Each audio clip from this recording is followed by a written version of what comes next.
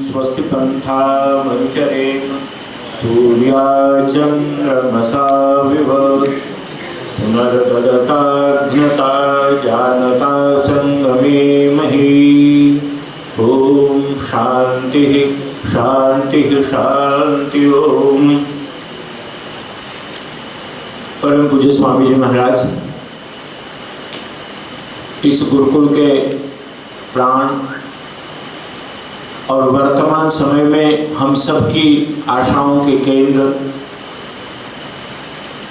प्रिय डॉक्टर धनंजय जी, हमारी स्नेहमयी बहन डॉक्टर अन्नपूर्णा जी, व्याकरण आदि विविध विषयों के वरेण्य विद्वान आचार्य यज्ञवीर जी और युवावस्था में ही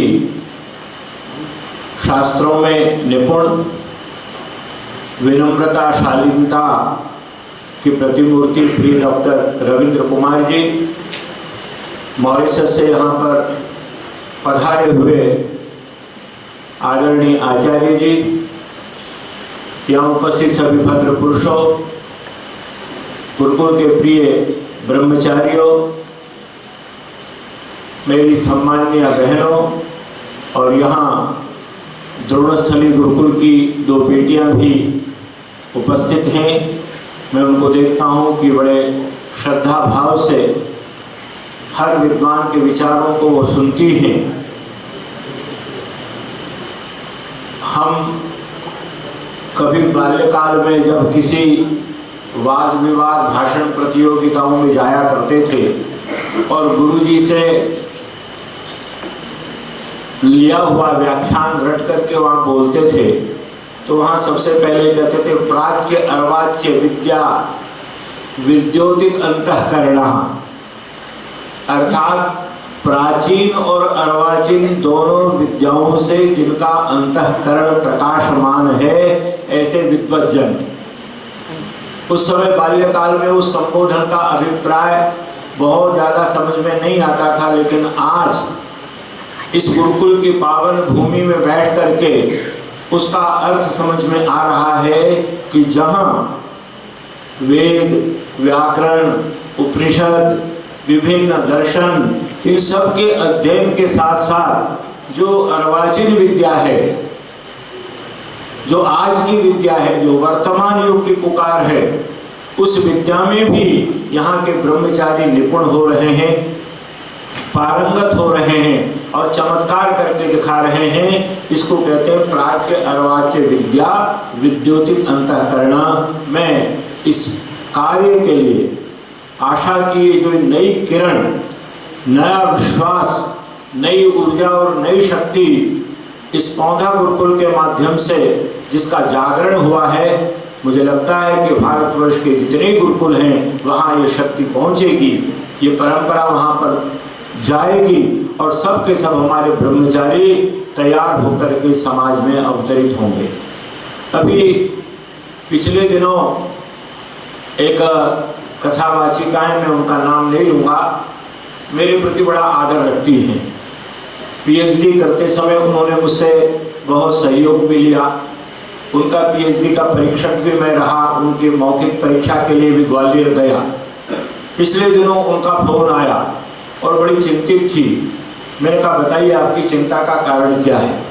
तो उन्होंने कहा कि वृंदावन में जहाँ नए युवकों को कथावाचक के रूप में तैयार किया जाता है, वहाँ एक अभियान प्रारंभ हो गया है और चारों तरफ वो ये प्रचार कर रहे हैं कि जो साध्वियाँ या जो कथावाचिकाएँ महिलाएं हैं, जो उनकी कथा सुनने को जाएगा, जो उनसे प्रवचन सुनेगा, वो पाप का भागी होगा, वो नरक में जाएगा। और इस प्रकार का प्रचार करने का वहाँ से बड़ा एक अभियान प्रारंभ हो गया है और इससे लगता है कि हमको सुनने वाले लोगों की संख्या धीरे धीरे समाप्त हो जाएगी और हमारी कथाओं का कार्यक्रम समाप्त हो जाएगा। आप बताइए कि ऐसे संकट की घड़ी में हम क्या करें? वो कहते हैं कि हमको गायत्री मंत्र के उच्चारण का अधिकार नहीं है। वो कहते हैं कि हमको व्यासपीठ पर बैठ करके संस्कृत के श्लोक बोलने का अधिकार नहीं है। वो कहते हैं कि हमको रामायण और महाभारत के विषय में कुछ कहने का अधिकार नहीं है। अब हम क्या करें? तब मुझे लगा कि सारी बीमारियों का, सारे रोगों का, सारे प्रश्नों का, सारी समस्याओं का जो समय समय पर उत्पन्न होती रहती हैं, उनका समाधान यदि कोई है तो वो वैदिक चिंतन है, वो आर्य समाज है, वो महर्षि के दयानंद के द्वारा लगाया गया आर्य समाज रूपी बगीचा है।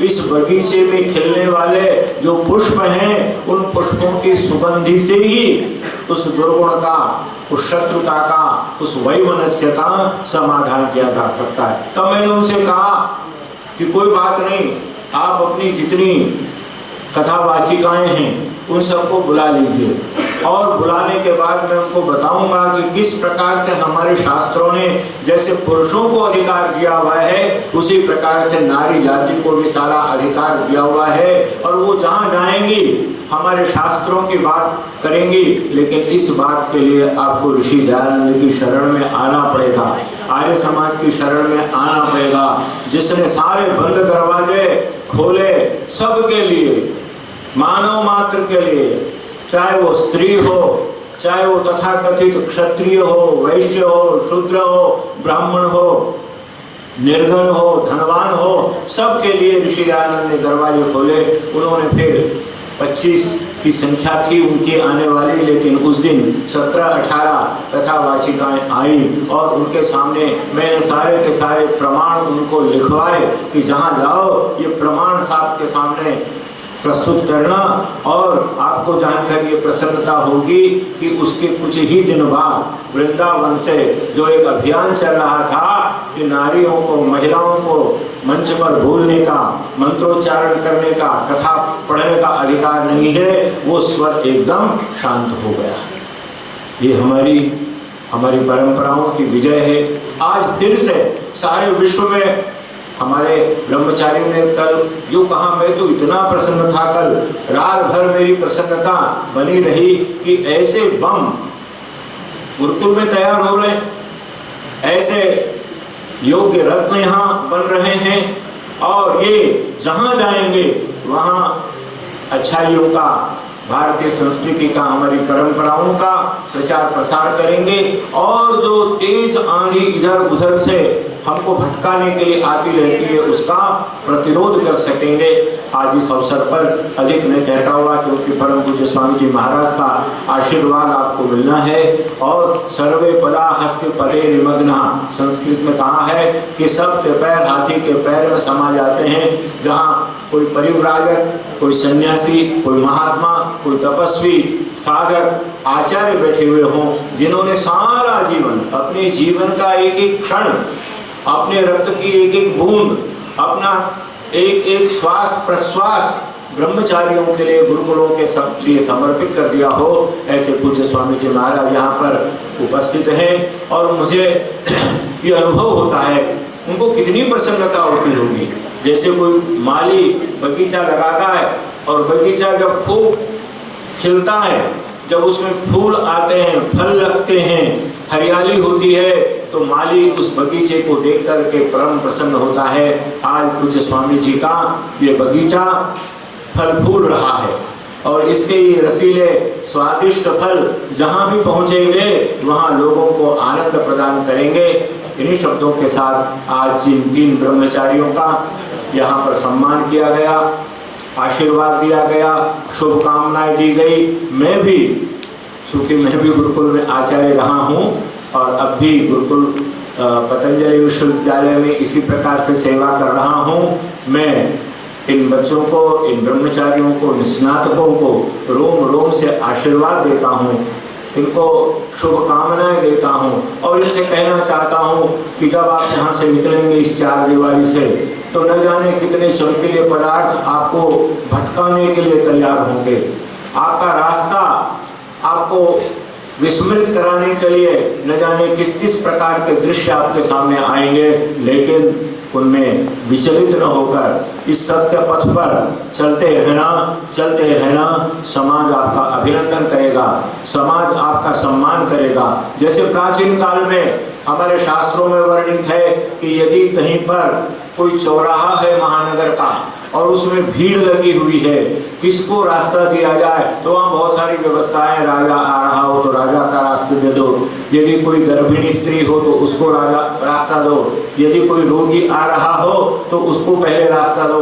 लेकिन कहा कि ये सब हो और उसी में गुरुकुल से पढ़ करके आया हुआ कोई विद्वान स्नातक वहां पर खड़ा हो तो किसको सबसे पहले रास्ता देना चाहिए? तो लिखा है सबको रोक दिया जाए, राजा भी रुक जाए, बीमार भी रुक जाए और सब रुक जाए, लेकिन गुरुकुल से जो विद्या व्रत स्नातक बन करके दमकता हुआ चमकता हुआ व्रत और संकल्प लेकर के दीक्षा लेकर के आया हुआ स्नातक है, सबसे पहले उस स्नातक को जाने का मार्ग लेना चाहिए। कितना बड़ा सम्मान था हमारी संस्कृति में गुरुकुल के इन स्नातकों का। आप उस सम्मान को प्राप्त करें, उस सम्मान को जिए, उस समाज के अधिकारी बने और आपकी कीर्ति चारों दिशाओं में फैले। यही मैं आपको शुभकामनाएं देता हूँ। आज विशेष रूप से प्रिय शिवदेव जी के लिए कल से मैं पूछ रहा था रविंद्र जी से कि किसी अच्छे स्नातक का नाम बताओ, किसी विद्वान स्नातक का नाम बताओ जिसको कहीं पर प्रतिष्ठित किया जाए, सम्मानित किया जाए। तो बार बार शिवदेव जी के विषय में कह रहे थे कि वो एक तरफ व्याकरण आदि में भी निपुण हैं और आधुनिक विद्याओं में भी निपुण है। उनका यहाँ पर अभिनंदन करके आचार्य धनंजय जी ने बहुत ही अच्छा प्रशंसनीय कार्य किया है। मैं इस अवसर पर प्रियवर आचार्य शिवदेव जी को भी रोम रोम से शुभकामनाएं देता हूँ, उनका अभिनंदन करता हूँ और उनके सुखद मंगल में भविष्य की मंगल कामना करता हूँ और अंत में पूज्य स्वामी जी के श्री चरणों में प्रणाम करता हुआ आचार्य धनंजय जी के द्वारा बहुत बड़े बड़े कार्य हो, एक नया इतिहास बने, गुरुकुलों के इतिहास में ये स्वर्णिम पृष्ठ जुड़ते चले जाएं, ये प्रार्थना करता हुआ कामना करता हुआ अपनी वाणी को विराम देता हूँ। धन्यवाद।